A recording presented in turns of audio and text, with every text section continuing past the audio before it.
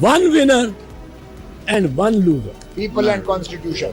फौजी और अदालत ये आपस में जिद है.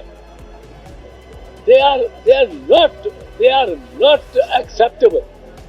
कि फौजी हो, अब वो उसको जो हुक्म आ जाएगा वो करेगा. मैंने 100 के करीब ट्रायल्स किए हैं. तब मुझे भी पकड़ गई. मैं कहता था मैं वकील हूँ. कहते आप भी चले, आपका नाम लिखा हुआ है उस पर्च पे.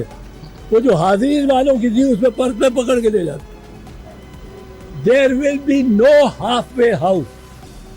No कि दोनों विनर्स हो और दोनों लूजर्स हो. नो के आधी उनको दे दो और आधा हमें खुश कर दो. हम आए हैं कि यहाँ फौजी अदालतें पाकिस्तान में सिविलियन को ट्राई करने के लिए नहीं लग सकती. इस आइन के तहत आइन में तरमीम करें तो और बात है. आइन में तरमीम कर नहीं सकते, वो इलेक्शंस के बाद होगी. फिर कोई मैंडेट लेके आ जाएगा तो फिर हम बेबस हैं. फिर वो तो 2/3 मेजॉरिटी. तो ये हमारा कोई अनरीजनेबल स्टैंड नहीं.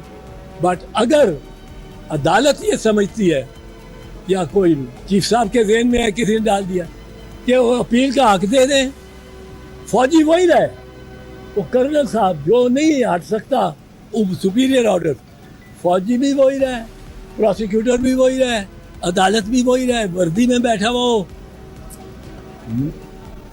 One winner and one loser. People and constitution.